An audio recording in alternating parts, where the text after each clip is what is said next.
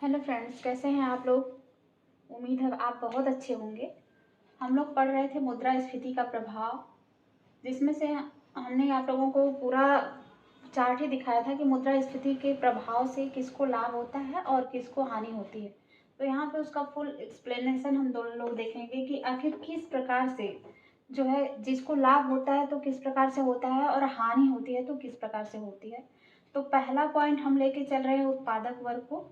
उत्पादक वर्ग के अंतर्गत आ जाता है विक्रेता यानी कि बेचने वाला, शेयर धारक आ जाता है, कृषक यानी कि किसान आ जाता है, और साहसी आ जाता है, और विनियोजक यानी कि इन्वेस्टर आ जाते हैं। ये सब उत्पादक वर्ग के अंतर्गत आ जाते हैं यानी कि प्रोड्यूसर क्लास के अंतर्गत आ जाते हैं। अच्छा, थियरी ऑफ सप्लाई क्या है, यानी कि पूर्ति का सिद्धांत। पूर्ति का सिद्धांत पढ़ाया तो नहीं है हमने, लेकिन फिर भी अभी यहाँ पे पूर्ति का सिद्धांत ये है कि जब कीमत बढ़ती है तो सप्लाई भी बढ़ेगी। पूर्ति के सिद्धांत में है यदि कीमत बढ़ रही है तो सप्लाई भी बढ़ेगी, यदि कीमत घट रही है तो सप्लाई भी घटेगी। यही पूर्ति का सिद्धांत है। तो यहाँ पे इन्फ्लेशन वाली स्थिति में, क्योंकि इन्फ्लेशन का प्रभाव हम लोग देख रहे हैं, तो इन्फ्लेशन वाली स्थिति में होता क्या है। इन्फ्लेशन की स्थिति में मार्केट में मनी सप्लाई, इन्फ्लेशन में, यहाँ पे इन्फ्लेशन लिख रहे हैं, इन्फ्लेशन में मनी सप्लाई बढ़ी हुई होती है, प्राइस क्या होता है, बढ़ा हुआ होता है, ठीक है, और डिमांड भी बढ़ी हुई होती है। तो प्राइस जब मुद्रास्फीति की स्थिति में जब किसी वस्तु की कीमत बढ़ रही होती है, इसको ऐसे समझिए कि जब कीमत बढ़ रही होती है, कीमत में वृद्धि जब होगी, यदि कोई विक्रेता है, कोई वस्तु को, किसी भी वस्तु को बेच रहा है और वस्तु की कीमत में वृद्धि हो गई तो उसको तो लाभ होना ही होना है, उसको तो लाभ होगा। तो यदि उत्पादक वर्ग है तो और भी उत्पादन करने के लिए प्रोत्साहित होगा, क्योंकि उसको लाभ हो रहा है। तो उत्पादक वर्ग जो है प्रोत्साहित होगा और भी उत्पादन करेगा और लाभ अर्जित करेगा। तो इस प्रकार से विक्रेता को लाभ होता है, शेयर धारकों को लाभ होता है, कृषक भी। आप कहेंगे किसानों को कहाँ लाभ होता है, तो किसान को, कृषक को देखेंगे एक उत्पादक के नज़रिए से। यदि चावल का उत्पादन कर रहा है, धान गेहूँ का उत्पादन कर रहा है, यदि धान की कीमत में वृद्धि हो रही है तो कृषक को फायदा होगा, यानी कि लाभ होगा। और साहसी भी उत्पादक वर्ग के अंतर्गत आता है। साहसी का मतलब कोई भी जोखिम उठाने वाले व्यक्ति, कोई भी कार्य करने से पहले जो जोखिम है उसको उठाने वाले व्यक्ति को साहसी कहते हैं। और एक ये उत्पादक वर्ग के अंतर्गत आता है। विनियोजक, इन्वेस्टर, यानी कि किसी भी उत्पादन कार्य में जो इन्वेस्ट कर रहा है लाभ की भावना से, वो इन्वेस्टर होगा। तो ये सारी चीज़ विक्रेता को, शेयर धारक को, कृषक को, साहसी को और विनियोजक को, मतलब सबको, ये उत्पादक वर्ग के अंतर्गत जितने भी लोग आते हैं उनको क्या होता है, तो यहाँ पे एक शब्द में लिख लेंगे, इन लोगों को होता है प्रॉफिट, यानी कि लाभ। इसी को जैसे है उसी प्रकार लिख लेंगे। मुद्रास्फीति की स्थिति में अर्थात कीमतों के बढ़ने से उत्पादक उत्पादक वर्ग को हमेशा लाभ होता है, क्योंकि प्रॉफिट मार्जिन क्या हो जाता है, प्रॉफिट मार्जिन में उनके वृद्धि हो जाती है। यहाँ पे हम लोग देख रहे हैं कि जब कीमत बढ़ती है तो सप्लाई बढ़ेगी। सप्लाई बढ़ने की का वजह ये है कि उत्पादक वर्ग जो है लाभ से प्रोत्साहित होकर उत्पादन कार्य को करेंगे। तो कीमत का बढ़ना हमेशा उत्पादक वर्ग को प्रोत्साहित करता है, अतः वह ज़्यादा उत्पादन करने के लिए प्रेरित होते हैं, जिससे उनका लाभ बढ़ जाता है। यही हमने देखा कि भाई उत्पादक वर्ग को किस प्रकार से लाभ होता है। एक चीज़ और हमने बताया था इसमें कि ऋणी जो होता है, ऋणी को भी क्या होता है, फायदा होता है। तो देखेंगे कि ऋणी को किस प्रकार से फायदा होता है। ऋणी को कहते हैं ऋणी, और ऋण लेने वाला हमेशा देनदार होता है। ऋणी को भी मुद्रास्फीति की स्थिति में क्या होता है, दूसरा पॉइंट, ये लाभ होता है। ऋणी को भी लाभ होता है। ऋणी को कहते हैं देनदार, क्योंकि इसको आगे चल के ऋण जो लिया हुआ है उसको चुकता करना है, यानी कि देना है, तो इसको लाभ होता है।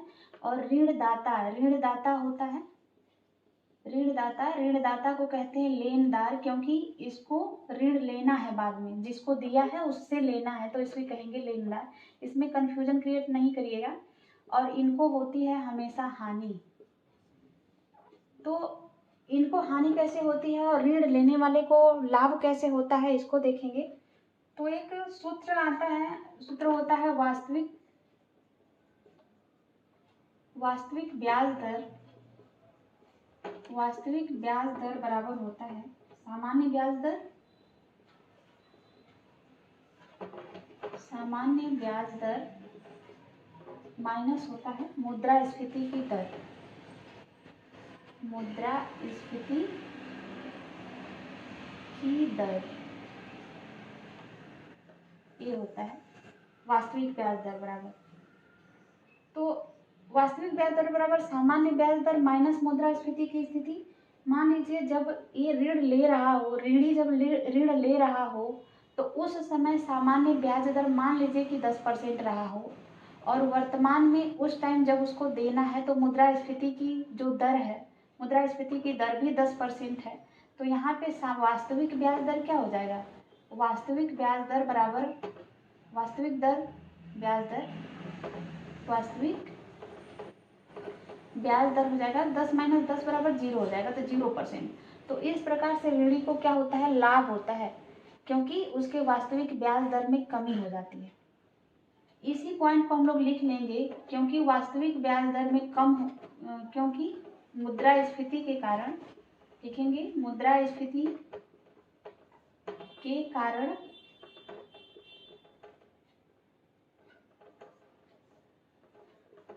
वास्तविक ब्याज दर में कमी हो जाती है। वास्तविक ब्याज दर में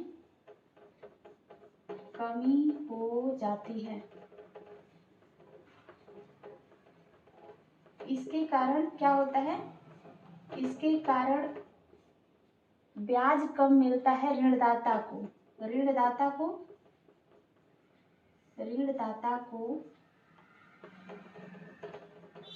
ब्याज की कम प्राप्ति होती है।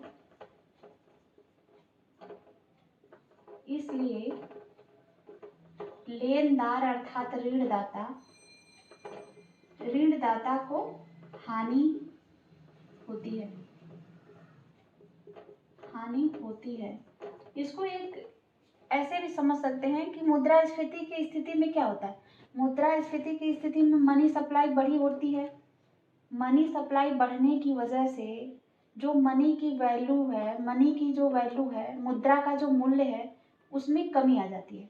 यदि मनी सप्लाई मार्केट में ये तो हम लोगों ने पहले ही जब मौद्रिक जो है नीति पढ़ रहे थे, उसमें हम लोगों ने जाना था कि जब मनी सप्लाई बहुत ज़्यादा होती है तो मनी की वैल्यू गिर जाती है। मनी सप्लाई कम रहेगी तो मनी की वैल्यू क्या हो जाएगी? बढ़ जाएगी। तो मान लीजिए ऋणी जो है, ऋण लेते समय मुद्रास्फीति की स्थिति नहीं रही होगी, तो उस समय मनी की वैल्यू कुछ और रही होगी। लेकिन मुद्रास्फीति का ज्यों ही प्रभाव आता है, मुद्रास्फीति का ज्यों ही इफेक्ट दिखने लगता है अर्थव्यवस्था में, तो उस समय मुद्रा की वैल्यू कम हो जाती है, यानी कि उसके वास्तविक मूल्य से उसका मूल्य जो है कम हो जाता है। तो इस प्रकार से ऋणी यानी कि देनदार को लाभ होता है, और ऋणदाता यानी कि लेनदार को हानि का सामना करना पड़ता है। अब ऐसे हम लोग एक एक करके समझते जाएंगे। आज के लिए बस इतना ही।